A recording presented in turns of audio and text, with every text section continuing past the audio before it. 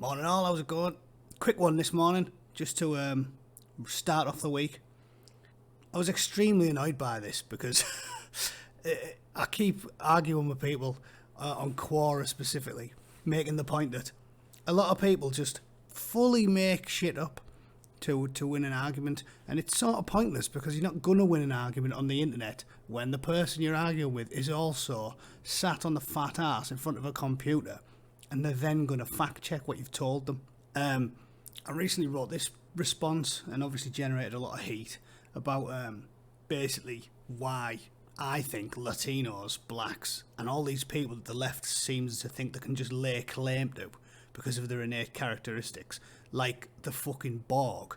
It's ridiculous, that, isn't it? The people who call themselves liberal think they can literally look at a person's skin colour and go, yeah, you should definitely be on my side. Like, what the fuck is that all about? They don't think people can have different opinions based off how they look. Is that a liberal position nowadays? But anyway, I'm rambling. There was a great comment amongst the waves of shit that I obviously get every time I write anything, from this guy, Marcus Axel, because I've got no reason to think he isn't being completely honest, and I think everything he said's spot on. He said, as a lifelong liberal, it saddens me to say that I agree with almost everything you say.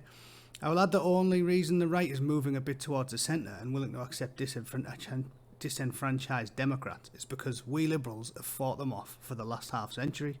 The religious right and their marriage to the GOP, they've evolved a bit, kicking and screaming the whole way. We liberals won the culture war. Unfortunately, the left has gone insane in recent years. Rather than owning their power, acknowledging so many wins, they obsess on as if the cup is half empty. They're dependent on a belief that the US is horribly oppressive. Now Republicans are the beneficiaries of this madness as the Democratic Party continues to self-destruct. Intersectionality demands that they take each other down for every minor infraction or any hint of social impurity. I've seen this atmosphere compared accurately to the right-wing moral majority of the 1980s. Self-righteous, humourless, and so sure of themselves. I'm also a one-issue voter, healthcare. Republicans will not deliver, but I understand the need to reject the Democrats in this election. They don't deserve support. That's exactly how I feel. As I've explained many times, when I first came to America, like visiting, I was amazed at the religious right-wingers. I used to sit in the hotel rooms on my first ever trip to America, and I used to laugh my head off at them televangelists. Like, they don't even really exist in the UK. I don't even know if they're legal, because it's sort of a bit immoral the way that they sort of take money off the poorest people in society by saying things like, oh, you might think you need money for food, but if you send me your money and I'll pray for you and then you'll get everything you need. You know, I think that's immoral. But I used to laugh at those people. And now, the left are exactly the same. Those three words that guy used: self-righteous, humourless, and sure of themselves. That is the fanatical left now. They've got no fucking sense of humour at all. And as a humorous fella, I like to think of myself quite a good-natured chap, but I like a bit of crack.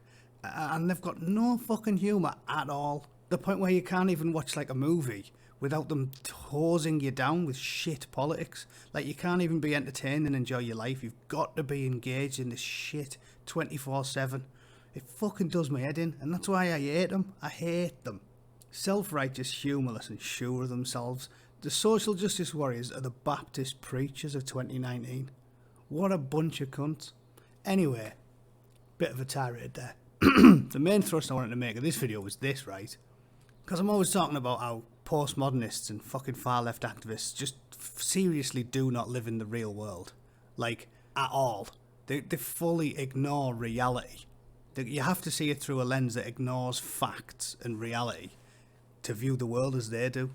And, you know, I've talked about it before, the way that, like, the British Empire and the Americans did, like, immoral shit in the 18th and 19th century, specifically. And that's all they talk about.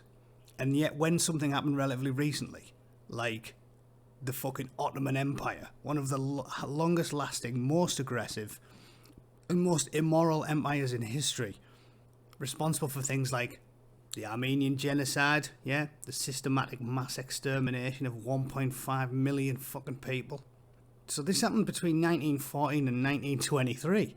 Not that long ago. Or the rape of Nanking in 1937. Not that long ago. They'll give the Germans neat shit, because they're white guys. But you could argue that the Japanese were worse than the Germans in the Second World War. The barbarity of some of the things they did are staggering. Like, you see pictures of babies piled up on bayonets and the soldiers laughing about it. Like, it was monstrous. But the weird thing with them is, if you have a tan, if you're not a fucking white guy, if a white guy isn't the poster boy for the empire, then they don't even talk about it. So the Japan can stack babies up like a fucking doner kebab in the 1940s and they won't talk about it. And the Ottoman Empire can butcher women and kids in the 1920s and they won't talk about it.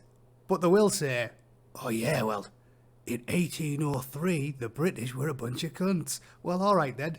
Yeah, they were, but that was the world we live in. It was slightly longer ago, which is an argument, right? Because the world changes. Anyway, back to what I was talking about. So, BBC gleefully reporting this. Miss Universe 2019. May every little girl see their faces reflected in mine. Right. You know what I'm going to say, don't you? I think anyone with a fully functioning brain knows what I'm going to say and what I'm going to do. Because it's the first thing that leaped into my head when I read this opening paragraph. I grew up in a world where a woman who looks like me, with my kind of skin and my kind of hair, was never considered to be beautiful. I think that it is time that that stops today. That's the message from newly crowned Miss Universe Zozibni Tunzi, who is from South Africa. Right? You know what I'm going to say, don't you? What's the first thing you do when you're a logical human? And you think, hang on, I'm in my 30s, and she's only about, 20? So, she must have grew up in a world where, she's grew up in the noughties. So, that wasn't a world where women who look like her were never considered to be beautiful. That's not the world.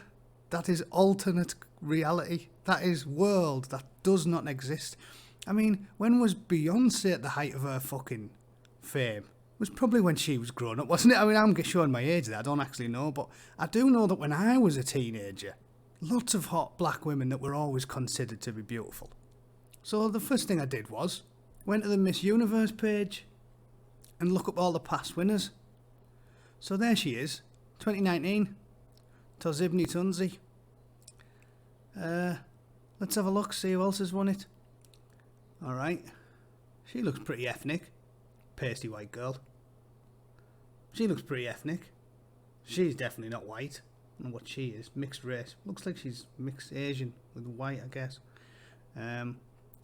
Yeah. Layla Lopez looks quite like her. So that was 8 years ago.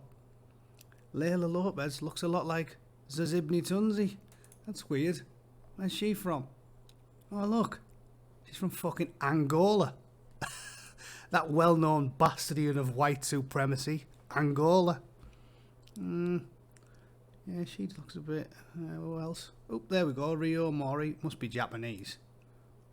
Second Japanese. Okay, so Japanese fucking people were winning it long before she was. Who else? There must be a better... don't prove me even. Lara Dutta won it in 2003. And look, an Indian. She looks pretty fucking ethnic to me.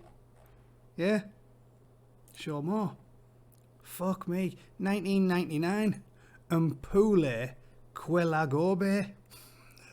She's from Botswana. Now you tell me, does Mpule Kwelagobe, did she grow up in a world where a woman who looks like that was not considered to be beautiful?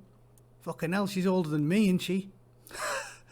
Mpule Kwelagobe from fucking Botswana. And she won the fucking thing in 1999. And who won before her? Wendy Fitzwilliam in 1998. Oh yeah, look. Nah. She's obviously from, like, Denmark. She's a pasty, ginger Scotswoman, Wendy Fitzwilliam. She must be a pasty Scottish woman. That's just a funny photo. The lighting's terrible. And she's actually a pasty ginger from Glasgow. Because apparently, in 2019, these kids are saying, well, I grew up in a world where my skin and hair was never considered to be beautiful. Well, it fucking was in 2011. And it fucking was in 2000. And it fucking was in 1999. And it fucking was in 1998. So when did she grow up? Did she grow up on Mars? I was hoping there'd be more, but no, I guess it isn't. So it might have been a little bit prejudiced back in, like, you know, the 60s. Although Gloria Diaz, she looks a bit ethnic. It's so old, it's fucking black and white, I don't know. But, you know, oh, Filipino. So she's not fucking pasty and white either. And that's in the 60s. The point is, all they do is lie. Everything they say is wrong.